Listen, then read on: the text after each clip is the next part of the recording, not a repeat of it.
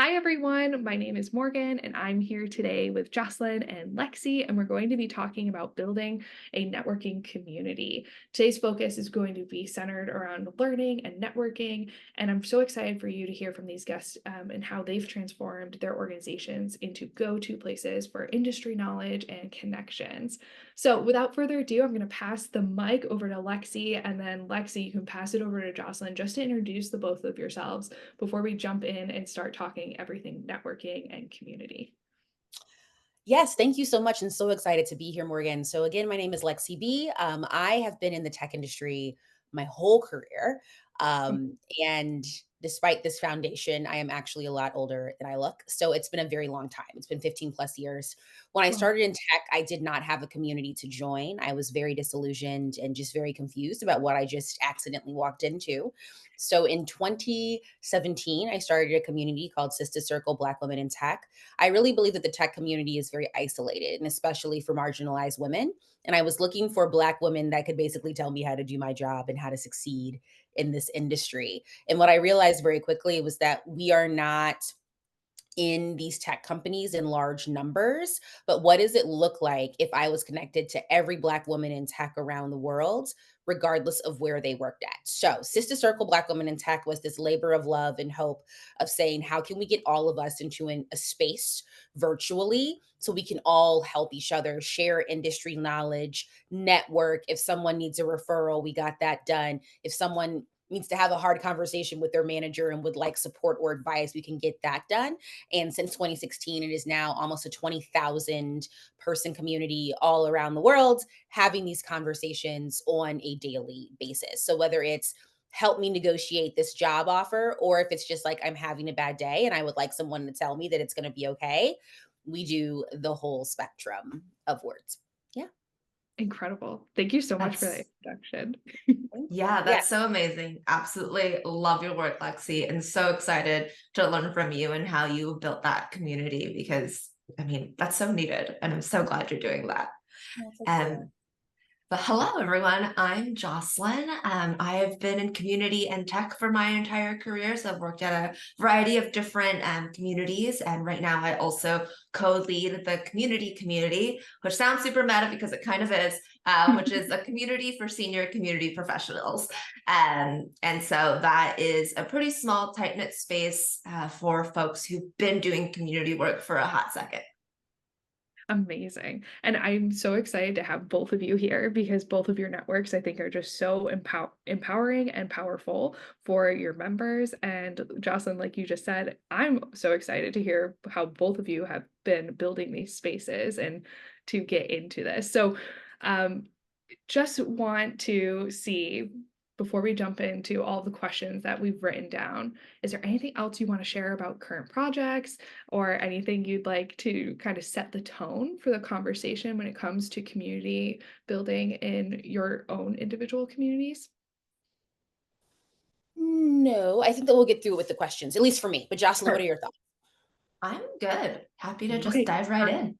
Yeah. Awesome. So diving right in, first question, and uh, Lexi, if you wouldn't mind kicking us off, could you share with us your journey in creating a go-to place for industry knowledge and networking? And I know you already started to pull back the curtain of your founding roots of being in tech and your experience, but how did you build your community and what is happening behind the scenes?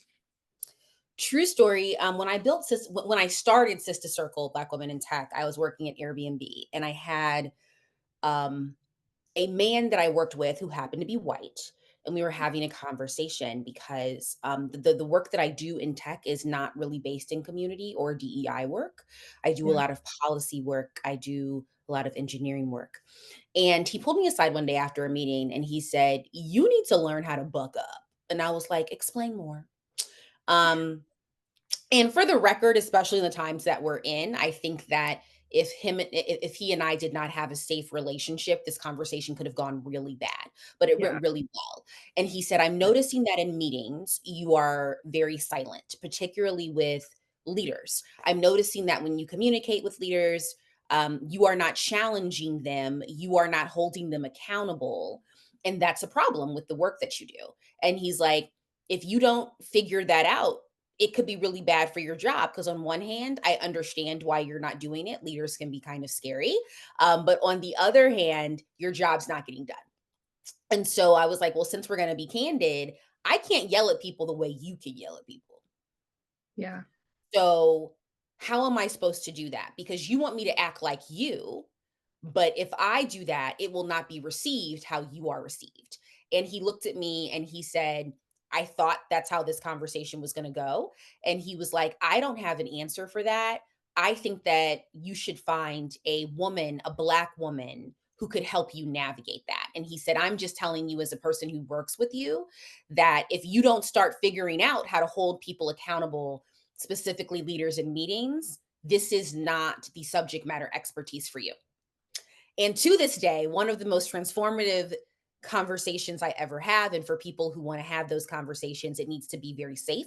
Because again, this could have gone a really bad way. And so I started looking for women and I started finding them one, one here and one here and one here. And we just started going to brunch.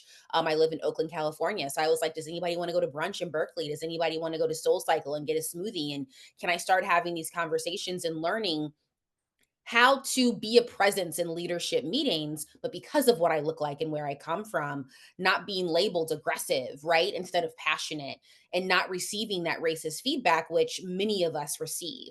And that turned into 40, 50 people. And I would always say, invite your friends, invite your coworker. I just want to learn. And that's what really started Sister Circle Black Women in Tech, was me saying, let's go get some overpriced eggs and someone teach me how to do my job. And then it was like, and if you want to bring your friend, bring your friend. So I'm not going to lie, my community journey started very selfishly. And within about 3 months, I realized that this is so much bigger than me. And it became this huge thing to now what it is today. And so we started partnering with companies and organizations from a recruitment standpoint. And I would say, hey, I have 8,000 Black women in a group. I have 10,000 Black women in a group. I now have 20,000 Black women in a group. What do you want to do with that? And all of these women are very learned and experts in whatever field they're in. When COVID hit, we had a lot of women that were trying to transition into tech. So all of these transformative skills that could work in nursing and in tech, or work in education and in tech, and how do we get them more involved in the tech space?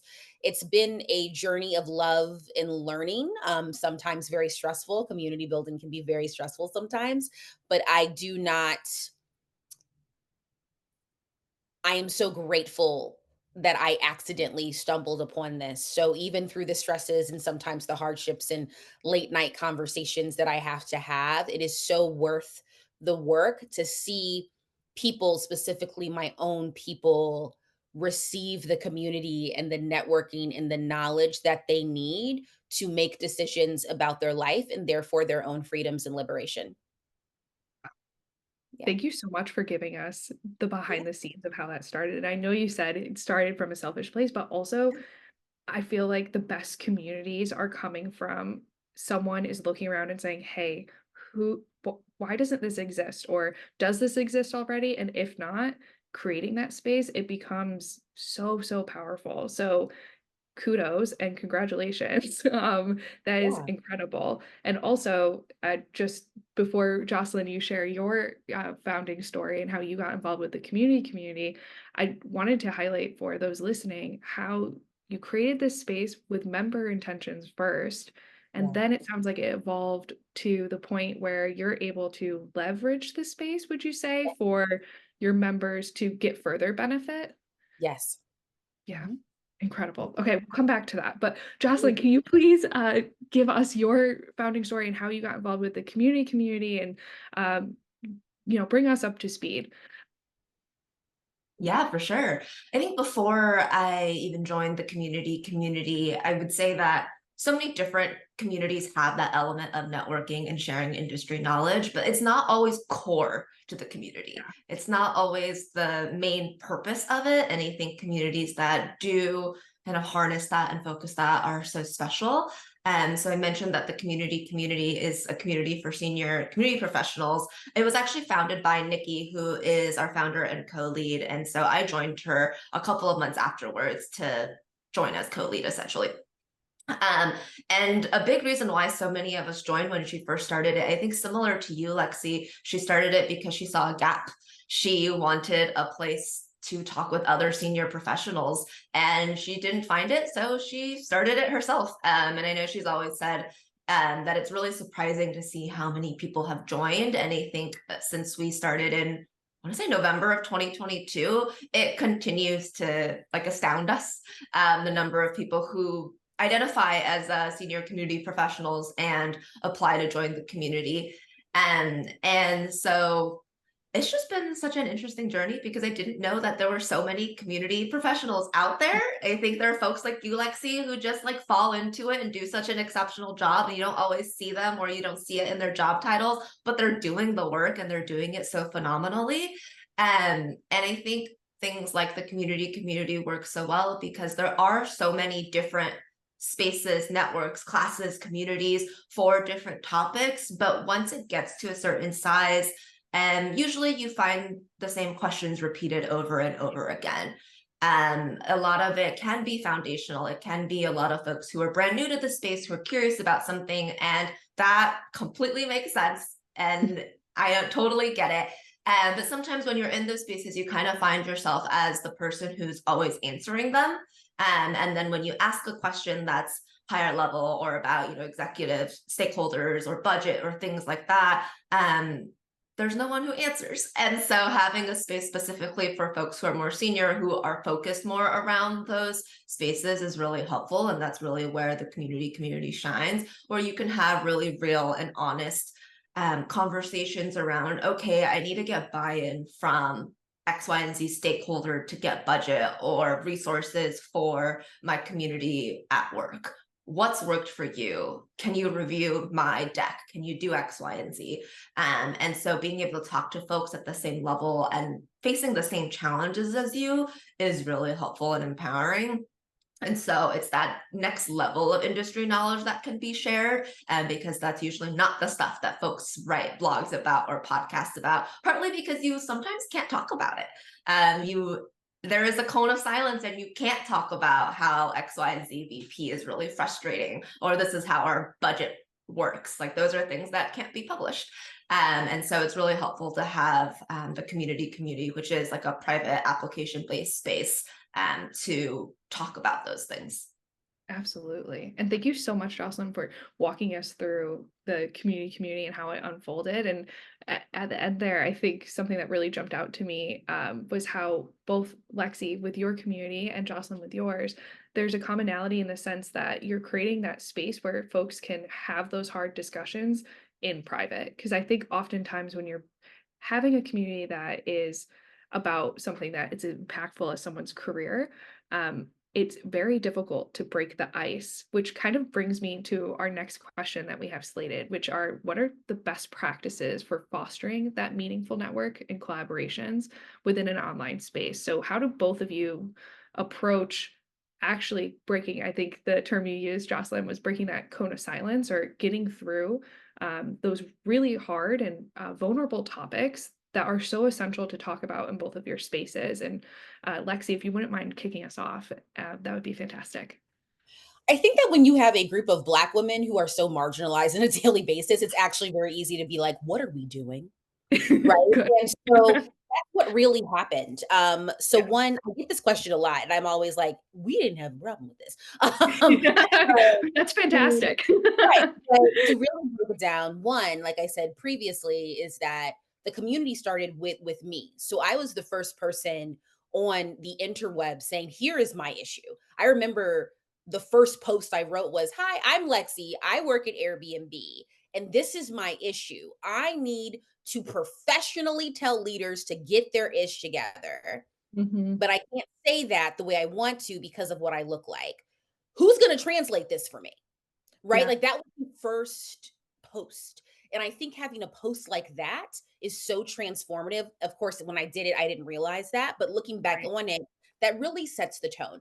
Also, what we did was that we had a lot of in person meetups. And I do think that when you meet people in person and they're not just like a square or a bot on the internet, it does make it safer. So Yeah. when I first started this in like spring 2016, I remember by I'm sorry, 2017, I remember by July 2017, I had been to maybe about 10 brunches with Oh, these heck women. yeah. So it's like, I have met you before. Oh, you brought your friend. Oh, this. So imagine like going to brunch with people over 10 times and then going home or going on your phone to where we connect and then continuing the conversation. So I think that as more people joined, as you're joining and you're reading the previous posts, you're like, oh, people are getting very real very quickly. And so I think that having the component of me being very honest and intentional from post one, and then Yeah. having those brunches and people saying, oh, wait, you're Morgan? Girl, your post? That hit. Let's talk about that. And then that continuation and that vibe. So when new people join, even if they don't come to a brunch or Yeah. don't come to a workout class, they're like, oh, this is what it is. These women are meeting in person, they're meeting in private, and things like that. It Yeah. really brings an attitude and a place of safety for people to feel as though they can be their most authentic selves and therefore receive the most help they need. Yeah. Oh, that's Love that you're like amazing. leading by example. Yeah. Yeah. Yeah. And Jocelyn, what about how do you approach that in the community? Because I know you mentioned like the cone of silence and like navigating professionally. So what tactics does the community use? I think a big part of it is focus. And so being able to be so specific about this is for senior community professionals makes it safer for folks to share things because they know that people are facing similar challenges. And so I think similar to Lexi, it is being folks are being vulnerable and you see that other folks are being vulnerable and honest and providing and having real discussions. And that makes other people feel um they feel more able to share because if everyone's kind of like, oh, it's all going well, our careers are like fine, we're all getting promoted, like no one's gonna be like, actually, I had a really hard conversation with my manager, or like my direct report is struggling and I don't know what to do. And so having other people saying those things is really helpful. And then the other thing, Lexi mentioned safety, and I think that's so key because you can only be vulnerable if you feel safe. And so Yeah. psychological safety is a really huge guiding factor for Nikki and I when we make decisions or decide what to do around anything really. And so one of the rules that we have for TCC and what keeps the community so small around like 200 to 300 folks is that you have to be active within the 90 days to stay in the community because we Yeah. don't want folks who are in it kind of just snooping around, looking at things, and then you disappear, or maybe you take a screenshot and share it from somebody else. Like, we don't want those fears to exist. And so we do have a rule where if you're inactive in 90 days, you get removed from the community. You can always reapply. That's totally fine. You're not like banned for life, but we do want folks who are actively participating to feel safe to share because you never want to feel like folks are snooping on your challenges in your career. And sometimes people also share very personal things that are related to their career, but aren't, one to one because we're all full humans and everything affects everything. And so that is a big piece of it is, focusing and having a very clear group of folks that you're working with. And so being exclusive to provide inclusivity so that you can actually focus on a topic and a challenge, but also really prioritizing psychological safety. So folks don't feel like people are just like watching and trying to like see them fail or whatever. Wow. I really like the exclusive to be inclusive approach that you're taking with the 90-day. And of course, people can apply again, but Yes. that's a very tactical way to actually to lead by example and to showcase how you're providing that safety to your members. How do your members respond to that? Or was that a community-led decision? I'm just curious, and I think maybe some audience members might be curious about how did you come to that approach?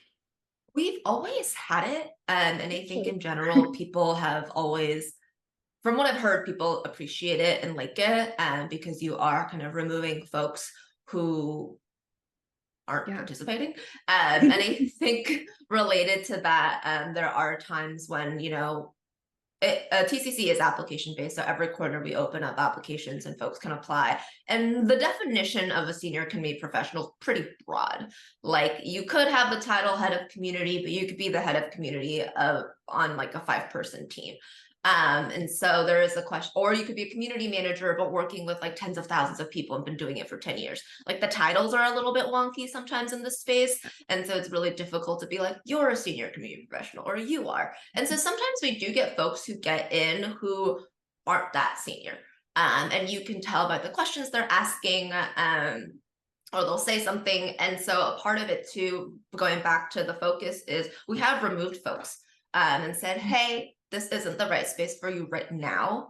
And I think implementing and following the guidelines and expectations we've implemented show folks in the community that like, hey, we are really serious about building a space that is for you all, where you can feel safe and can ask those challenging questions and don't have to feel like you're in a larger community where you're helping early career professionals, because there is a time and place for that, and TCC is not that.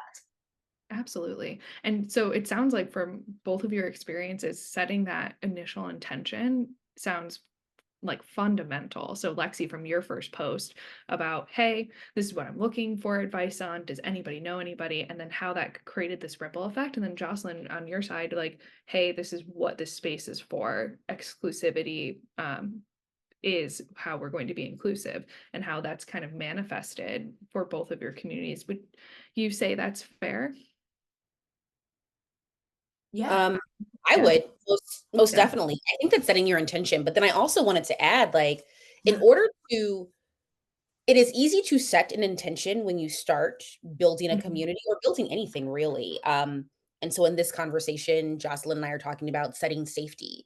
Because if you don't feel safe, you're not going to be vulnerable. And if you're not vulnerable, transparently, this is a waste of time, right? No one's going to sit Yeah. in a community and be like, everything's great all the time. That's not helpful. Everything's not great. So if you're not going to talk about how it's not great, this is a waste of my time.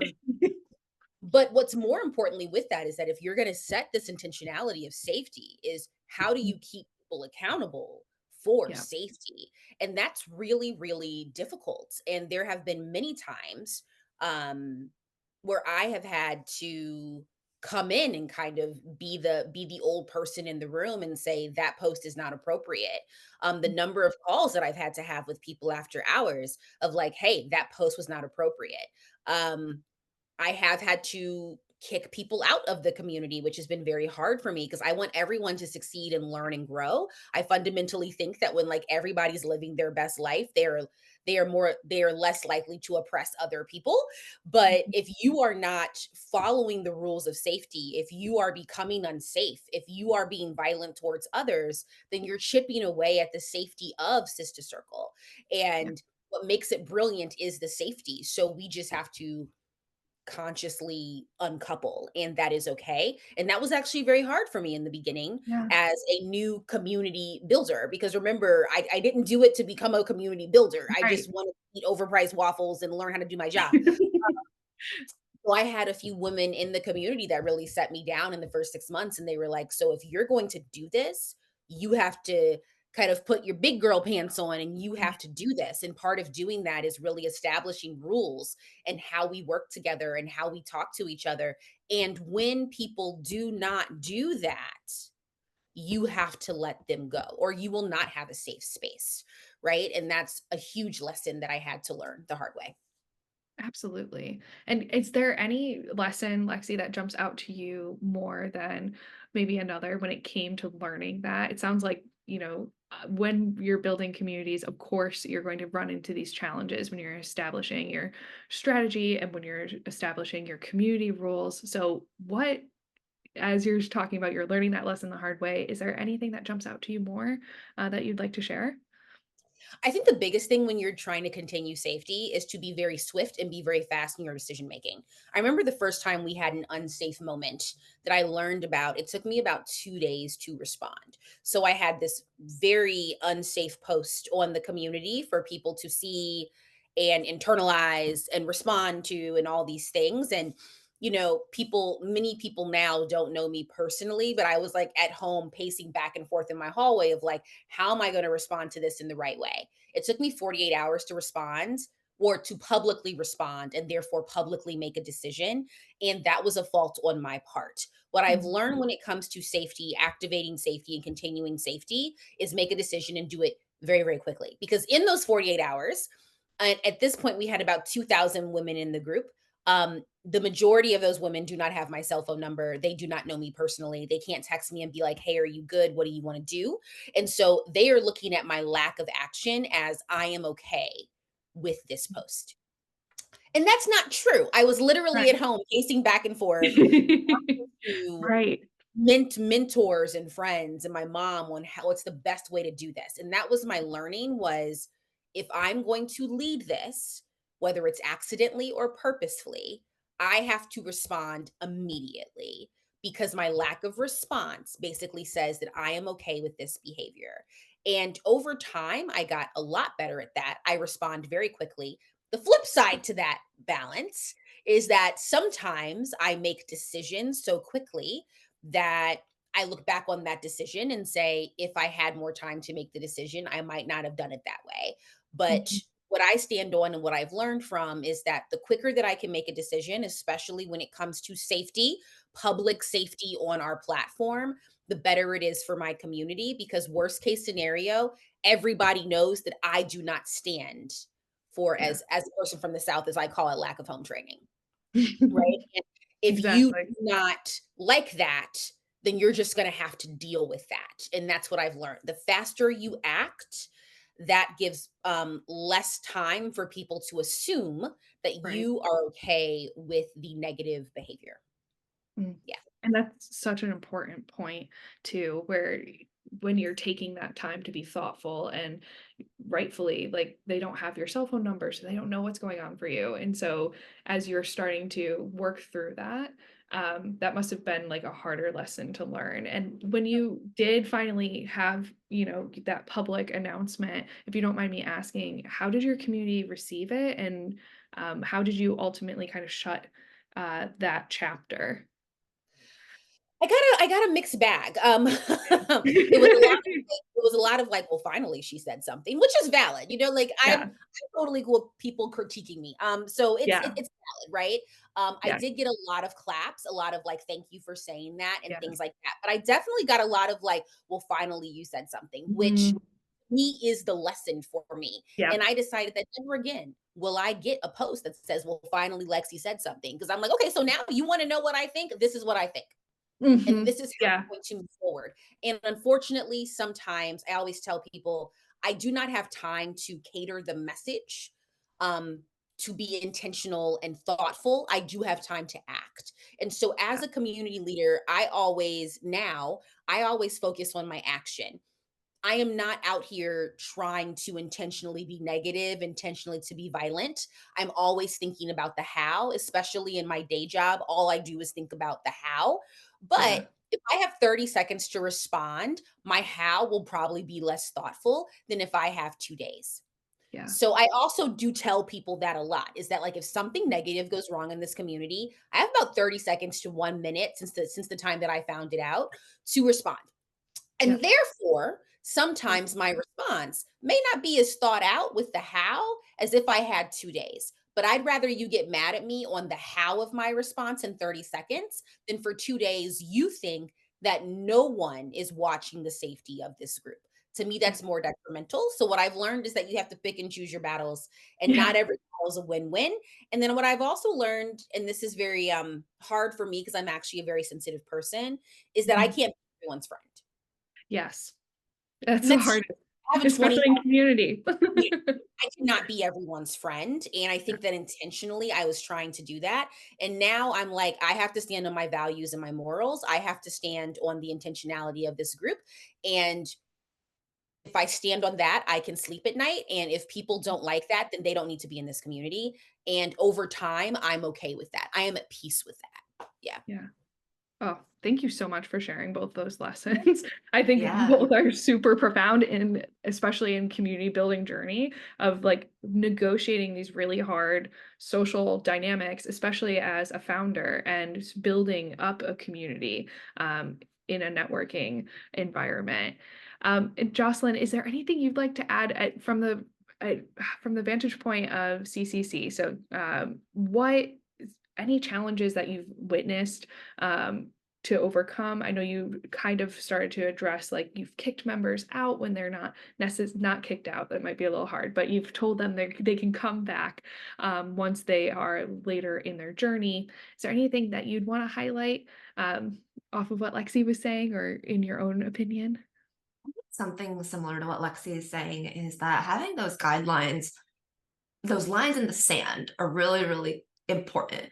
This is what we accept and this is what is not okay, because it's a way easier to go to somebody or respond to something and say, hey, this is not acceptable, when you have those guidelines very clear, because being able to point back to those guidelines and say, hey, when you join this community, this is the code of conduct or these are the community guidelines that you originally agreed to, is a lot easier than saying, hey, this isn't okay. Because sometimes people like to, poke at you and go back and forth and do all kinds of things. And so it's way easier if you have those guidelines from the get-go. And I think a lot of people who start up groups or communities or networking circles and things like that, you don't think to have those guidelines, because when you're starting out with just like a couple of friends, you're like, we're all chill, we all know each other, it's cool. But as you grow, you really do need those guidelines. It's better to have them and never need them than to need them but not have them. And so always come up with those guidelines, figure out what is that line in the sand for you. And if you end up having a leadership team like we do, what everybody kind of agrees on. And if you have multiple people, sometimes you can have like a good cop and a bad cop. You can have somebody who is more strict in enforcing things. Usually when I send these notes about like, hey, you're spamming or that self-promotion, I'm very no nonsense of like, this is the rule, you're not allowed to do it.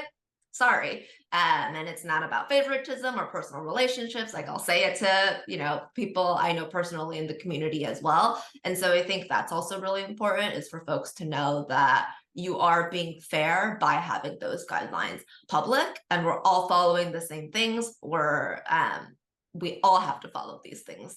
Doesn't matter who you are or what you do. These are the guidelines. And in order to have a safe space for everybody, you must follow them. And I think I totally agree with you, Lexi, that you have to be pretty swift, especially if it's online, because like TCC is on Slack. And so it's a chat group essentially. And if you don't respond to a chat in 2 days, it's kind of is like your stamp of approval, even though it's not a stamp of approval. People are just like, you probably saw it and thought it was fine, which is not the case. And so you do have to step in and say something. And sometimes it doesn't have to be the answer. Sometimes it can be just a reminder of like, hey, you need to be respectful. These are the guidelines. Remember these as you continue having this difficult conversation. But remember that this is a safe space and you do need to be respectful of one another, no personal attacks, things like that. And just reminding folks and going back to those guidelines. And then sometimes people adjust and have that conversation respectfully, and sometimes people don't. And you have to take that conversation to the next level. But definitely being swift is very key, and having those guidelines to go back to makes it easier to be swift.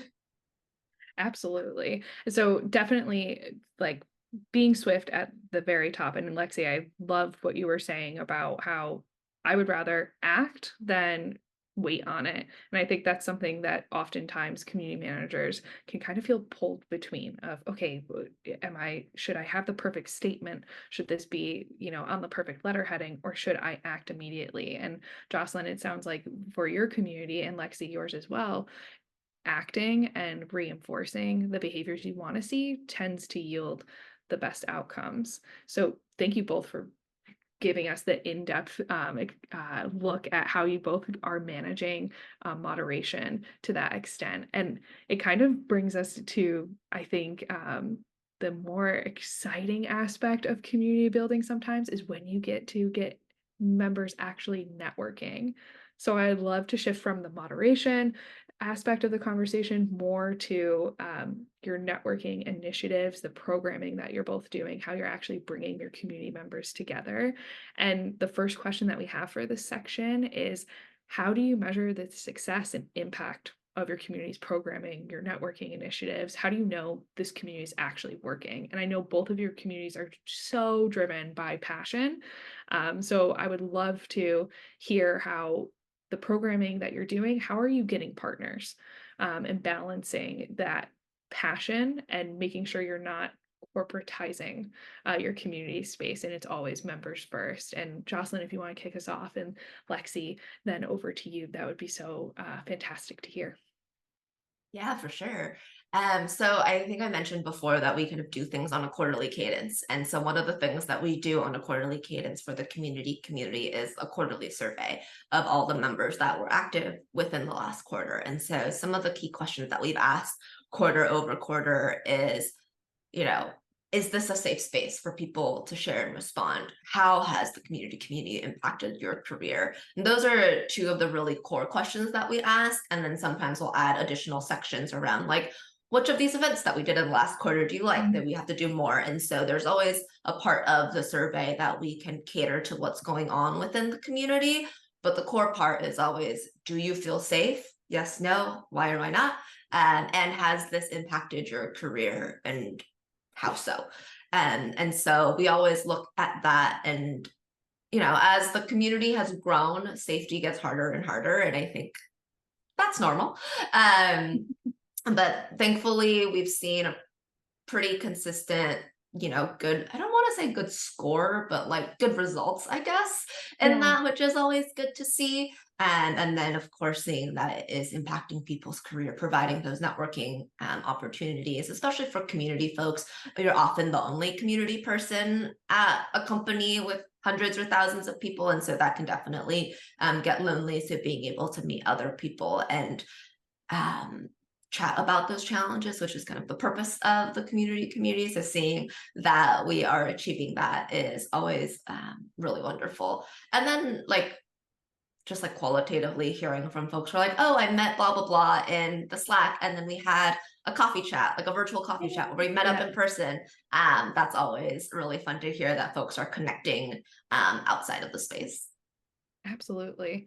And when you are doing those surveys, are you using those results? Obviously, I'm assuming like you're making it anonymized, but are you using those results to showcase to partnerships that you're doing? How do you kind of strike that balance of, here's the impactful programming that we're doing, and here's how we're then bringing benefit to members? Yeah, so we usually share out the results of the survey back to the members as well so that they know how other folks are feeling or just what's going on in the space.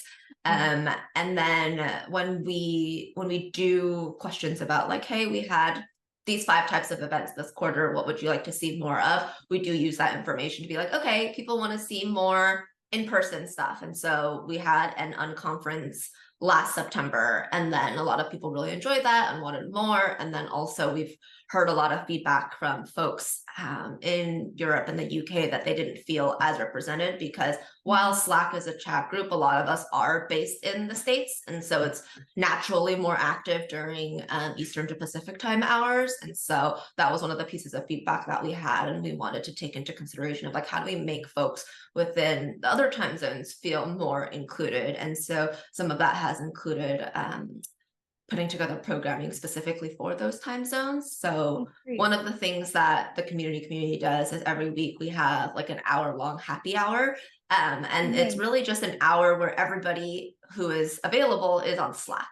And so there's a host in the happy hour channel, and there's about, I want to say like 3 to 4 icebreaker or questions. And it's just a time when everyone can actually chat because unfortunately we can't have brunch. We haven't had any brunches. So we have these virtual Slack happy hours, and we had them during, I guess, afternoon North America time. And so it was really difficult for our European community members to participate. And so one of our community members actually offered to host it within their time zone. And Mm. so that has been a really great way to involve more folks in different times and geographies. And then our most recent unconference, which was in July, was actually in London.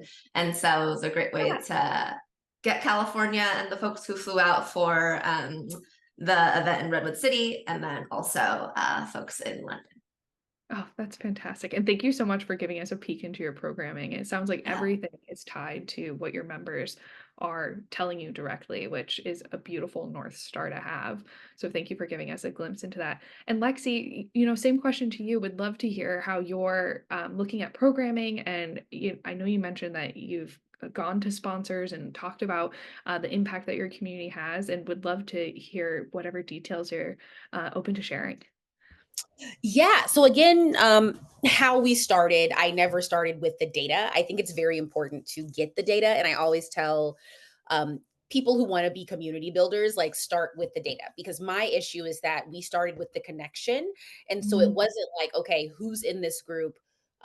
What kind of experience do they have in tech? Are they a data scientist or are they a recruiter? It was like, you're a Black woman, let's go get some food.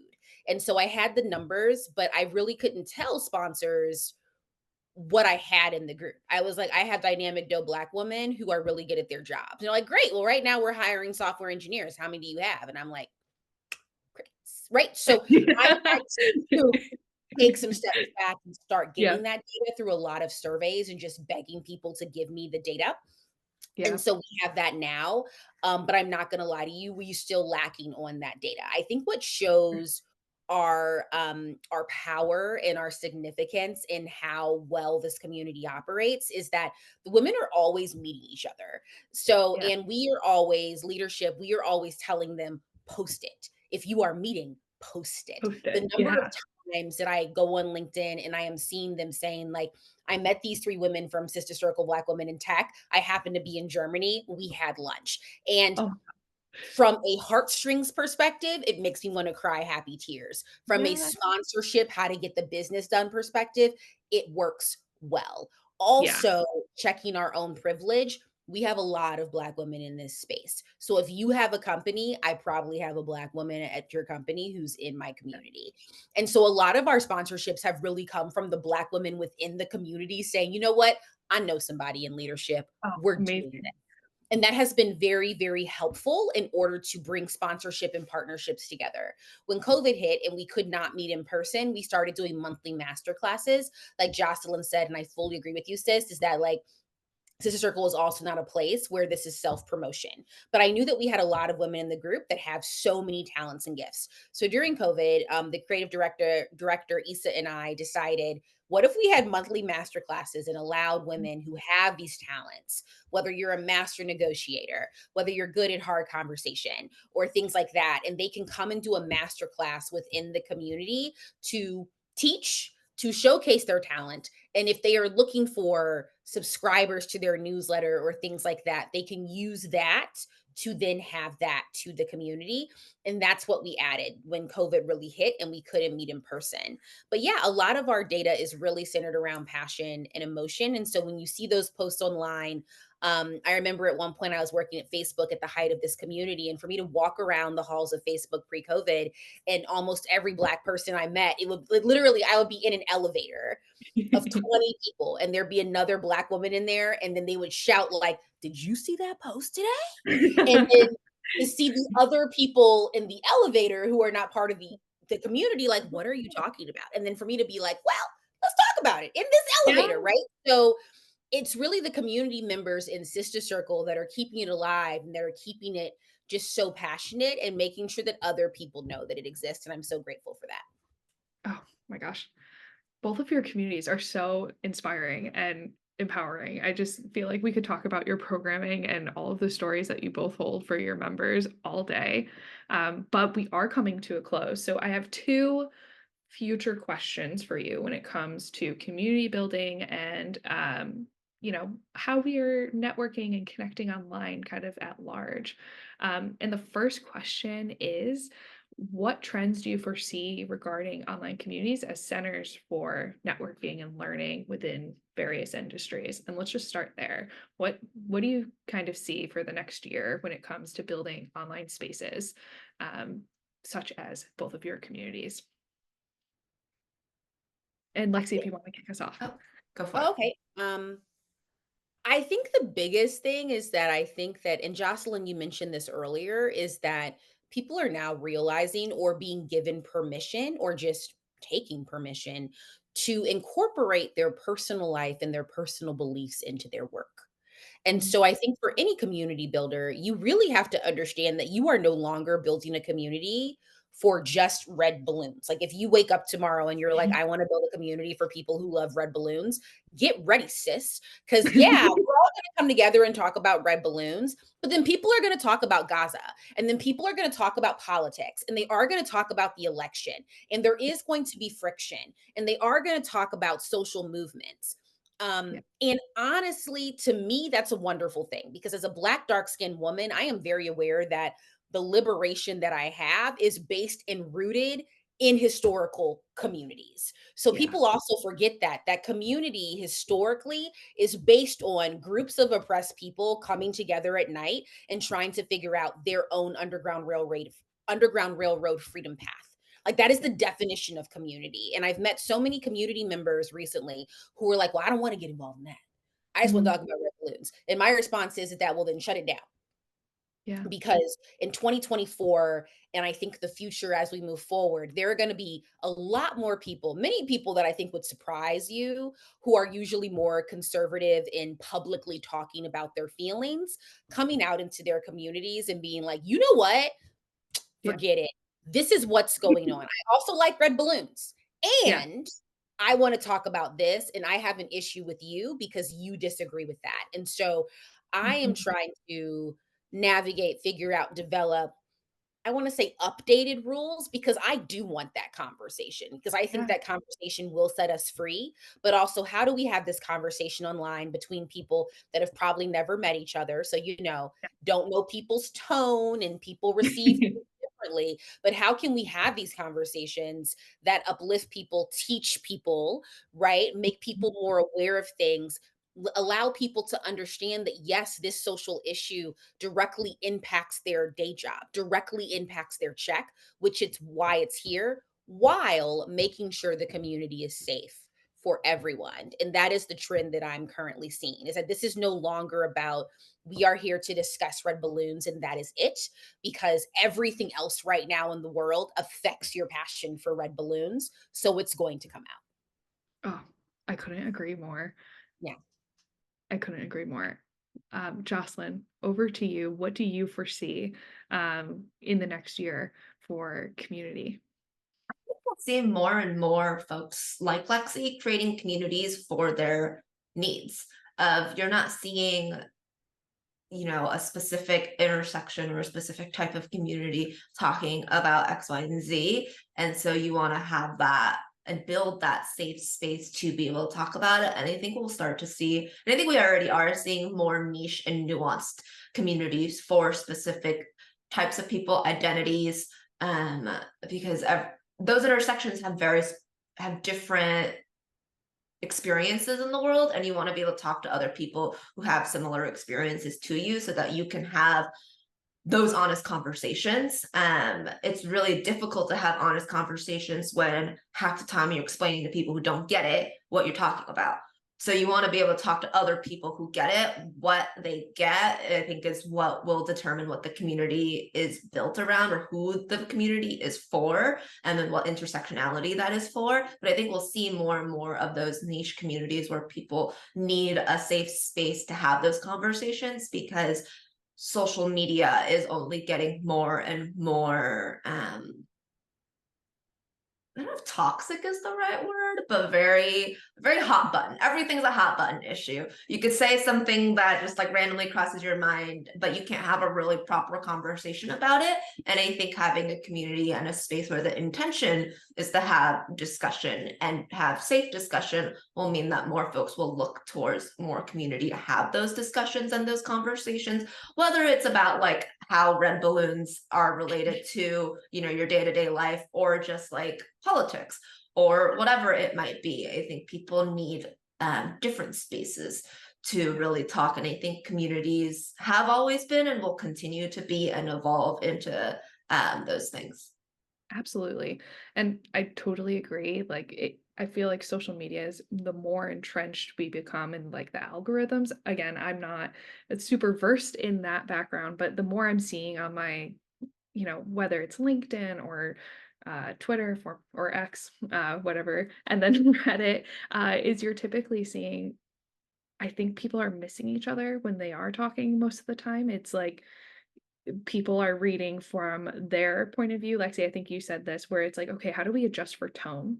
And so someone might be saying that comment, like you said, Jocelyn, but then because you don't know the person, you don't know the tone, you don't know the intention, it in the thread, it is then just descending into arguing. And so then how are you building community in those spaces? And I think I couldn't agree with both of you more of these niche spaces are going to be where we're building for a different approach to community and a better way to connect with one another. Thank you both for sharing those. I want to end on a super high note, and I would love for both of you to tell our listeners one of your proudest community building moments. And Lexi, if you wouldn't mind kicking us off, and Jocelyn, if you can close us out, but proudest community moment, and it can be from any point in your career. It doesn't have to just be with your communities that you discussed today.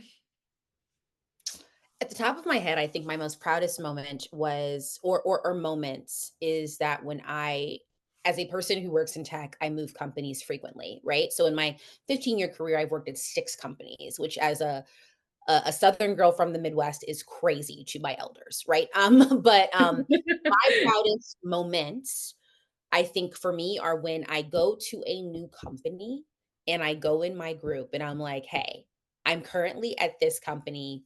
Who do we know? And Mm, in my first 90 days, I can meet and network with over 100 people. So I started at a new company September of 2023. And I literally went into Sister Circle and I said, I'm working at this company. Who do we know? By December of 2023, I had met over 150 people at this company. heck Um, yeah. Many of them not Black and not women, but it was from Sister Circle. It was like, Yeah. look, I'm at this company. Let's have a virtual coffee. And then I would meet with them and I'd say, who else do I need to meet? And then they would give me 3 other names. So towards the end of December, I'm going through my laptop and I'm going through my calendar from the first Yeah. 90 days of this company. And I was like, yo, I literally met with 150 people. Let's go. Who I would not have ever met with if it Yeah. wasn't for these women in Sister Circle who were like, you need to meet with these people. And Mm. so I remember specifically on New Year's Eve, I'm also looking at my work calendar for the next 90 days, and I had 57 coffee chats Oh already my scheduled gosh. with new people. And so all of that came because of Sister Circle Black Women in Tech. And so moments like that make me so proud, not only as the community leader, but more importantly, as a community member of like, this is Yeah. actually working in my personal life. And I'm just so grateful for that. Yeah. Thank you so much for sharing that. And congratulations too. That is amazing. That level of networking is Yeah. cool. I also love that you end each conversation with like, who else do I need to talk to? Who else can I get connected with? I think that's so key. And that's what I forget to do. And I need to take that with me when I have these coffee chats to continue the networking and community building. And But to, oh, sorry. oh, sorry. I was just going to pass it back to you. Sorry, Jocelyn. Oh, Yeah. okay. I was gonna say to answer your question, Morgan, about my proudest moment. To be honest, I always struggle with this of like accomplishments and things like that. But I think one of the things with the community that I really loved is going back to the unconference I mentioned earlier. It really was just a random idea that we had of like, hey, what if we did an in-person event? And Nikki and I were kind of like, I mean, we could. What's stopping us? And so we did. And I think that is something that makes us both really proud because it was a random Slack message. And then it had, what's it called? TCC had been completely online prior to that. And we just decided, like, hey, if we want to do an unconference, we can do an unconference. And so pulling that together, the two of us, along with Amanda, finding a couple of sponsors and then finding a venue and getting like 20 to 30 senior community professionals in a room with, we even had one of our members fly in from the UK to like specifically participate. We had people from all over the world, and it was just really cool to have everybody there. And one thing that I also remember from the day of that was really cool was, I think we had a call time of like 10 a.m. or 10:30, something like that. But basically everybody showed up 30 minutes early to help us set up and get ready. And I'm like, is that not a community of community people? Yes. Oh my gosh. I just love the energy that both of your communities have. They're showing up, they're ready, they want to be engaged. And I think that's a testament to both of both of your passion that you've poured and pulled together with your support networks, and just how you have beautifully laid out for us today how you've built these spaces. So thank you so much for joining us. For folks who are listening in, we'll add links to the show notes to both communities so you can check them out and support them on socials where applicable. Any final thoughts from you, Lexi or Jocelyn, before we close out? Nope, just be great. Be Yeah. great and Yeah. help somebody else. Yeah, that's my final Oh, thought. thank Help you both. somebody else and be nice, be kind. Be kind. Absolutely. Thank you. Bye, everyone. Thank you.